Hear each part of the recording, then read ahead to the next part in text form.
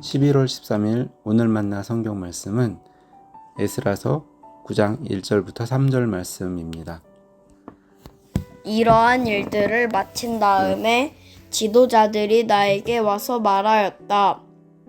이스라엘 백성은 제사장이나 레위 사람들마저도 이방 백성과 관계를 끊지 않고 가나안 사람과 헷 사람과 브리스 사람과 여부스 사람과 암몬 사람과 모압 사람과 이집트 사람과 아모리 사람이 하는 역겨운 일을 따라서 합니다.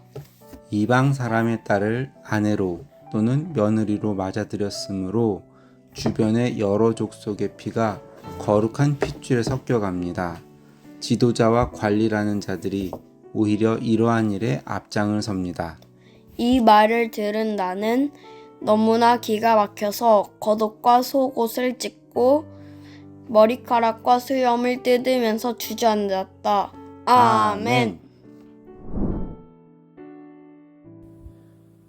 오늘 만나로 만나주시는 하나님을 기대합니다. 저는 20대 시절에 찬양 사역에 대한 뜨거운 열정과 비전을 가지고 있었습니다. 신학교를 다니던 시절에는 찬양 사역 동아리에서 아주 적극적으로 활동하면서 다양한 청중을 대상으로 찬양 인도 경험을 쌓아나갔고, 그 당시 찬양 사역으로 이름있던 선교 단체에서 주관하는 여러 찬양 인도자 세미나와 교육 과정들을 성실히 이수했습니다.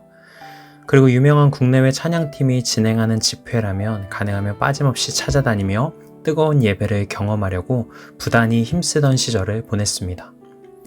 그런데 그렇게 10년 정도 찬양 사역에 열심을 내다가 어느 순간부터 조금씩 회의감이 몰려오기 시작했습니다.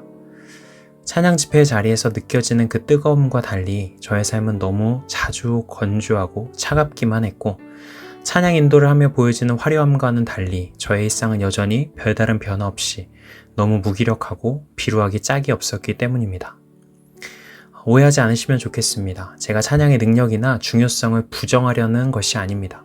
다만 열정과 뜨거움에만 함몰되어서 제가 간과하고 있던 중요한 신앙의 한 축이 있었음을 고백하는 것이지요. 시간이 지나면서 저의 20대를 복귀해 볼 때 깨달았던 것은 말씀에 기반하여 하나님을 알아가는 암과 신학적 성찰이 없이 드리는 화려함과 열정은 울리는 꽹과리에 불과하다는 것이었습니다. 예를 들어 찬양 시간 동안 하나님께 최고의 예배를 드립니다. 하나님께 나의 최고의 것을 드립니다. 와 같은 그럴듯한 고백을 많이 했지만, 정작 하나님이 정말 받으시기 원하시는 최고의 것이 구체적으로 무엇인지에 대해서는 성경적인 지식이나 신학적인 고민이 전무했었던 것이죠. 그렇기에 집회에서의 화려함과 삶 속에서의 건조함 사이에 괴리감과 양극화가 점점 커져갔었던 것입니다. 오늘 본문에서 드러나는 이스라엘 지도자들의 모습은 과거 저의 경험을 떠올리게 합니다. 본문을 보면 일부 지도자들이 에스라에게 나와서 그들 안에 퍼져있는 역겨운 죄에 대해서 고발하고 있습니다. 그 내용은 이스라엘 백성이나 제사장, 레위 사람들조차도 이방 민족과 통혼을 하며 하나님 앞에서 거룩한 정체성을 지키지 못하고 훼손하고 있었다는 것이었죠. 그리고 충격적이게도 이런 일들에 지도자와 관리들이 더욱 앞장섰다는 것이었습니다. 이 행위가 심각한 이유는 단순히 어떤 율법 조항을 어겼기 때문이 아닙니다. 이들이 살아가는 시점이 포로 귀환 이후 절망을 넘어서서 하나님 나라의 기초를 다시 새롭게 세워가려 하는 아주 중차대한 시기였다는 점이 중요하죠. 그런데 그런 중대한 시기에 과거 이스라엘을 하나님 앞에서 무너뜨렸던 바로 그 죄악인 영적인 혼합주의, 정체성의 타협의 문제가 될 수 있는 악한 습관이 다시 반복되려 하고 있었던 것입니다. 그렇게 에스라는 이 죄악에 심각하게 반응할 수밖에 없었던 것이죠. 그런데 저는 오늘 본문에서 가장 주의 깊게 보아야 할 대목은 1절의 첫 문장이라고 생각합니다. 이러한 일들이 마친 다음에 오늘 본문의 죄악을 고발하는 장면이 나온다는 것이죠.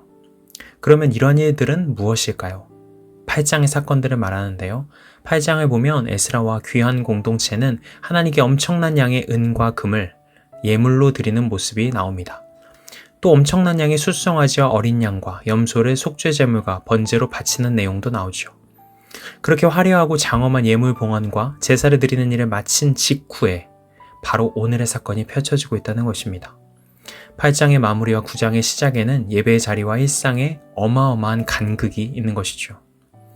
여기서 두 가지 가능성이 있다고 생각합니다. 한 가지는 이런 죄악을 저지른 이스라엘 백성들과 지도자들이 정말 이중적이고 무감각한 마음을 가진 사악한 사람들이어서 겉으로는 하나님께 예물을 드리면서도 동시에 바로 뒤에서는 죄악을 저지르는 사람들이었을 수 있겠죠.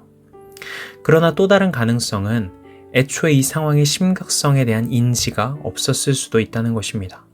그들이 가지고 있던 신앙의 틀, 신학적 체계 안에서는 하나님께는 섭섭지 않게 최고의 것을 드린 것이죠. 자신의 온 정성을 다 바친 것입니다. 그런데 정작 하나님께 최고의 것을 드린다는 고백 안에 자신의 일상에서 관계의 문제, 결혼의 문제 등이 포함되어 있을 수 있다는 인식 자체가 전무했을 수 있는 것이죠. 하나님을 향해 열정과 정성은 다 쏟아붓지만 냉철하게 자신의 삶을 점검할 수 있는 말씀의 지식과 기초가 부재할 때 어떤 비극적 현상이 벌어질 수 있는지 오늘 본문은 우리에게 보여주고 있습니다. 사랑하는 성도 여러분, 하나님 앞에 열정과 뜨거운 마음으로 무언가를 드린다는 것은 매우 소중하고 중요한 일입니다. 하지만 그 열정과 뜨거움 안에 삶에서의 구체적인 순종, 말씀을 통해 쌓여가는 하나님에 대한 지식이 없다면 언제든지 우리의 위선적인 모습을 감추기에 아주 편리한 포장지로 전락해버리고 말겠죠. 바라기는 우리 모두가 하나님께 구체적인 순종을 동반한 뜨거움을 드리고 하나님을 바르게 알아가는 올바른 지식 위에 쌓여진 열정을 드릴 수 있으면 좋겠습니다. 그리하여 우리의 신앙이 그저 같은 실수만을 계속해서 반복하며 제자리 걸음을 하는 어리석음에서 벗어날 수 있기를 소망해 봅니다. 기도하시겠습니다.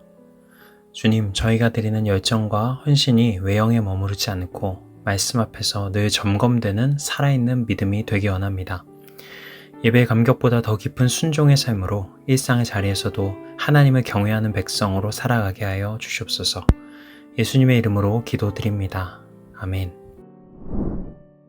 이제 두 가지 기도 제목으로 함께 기도합니다.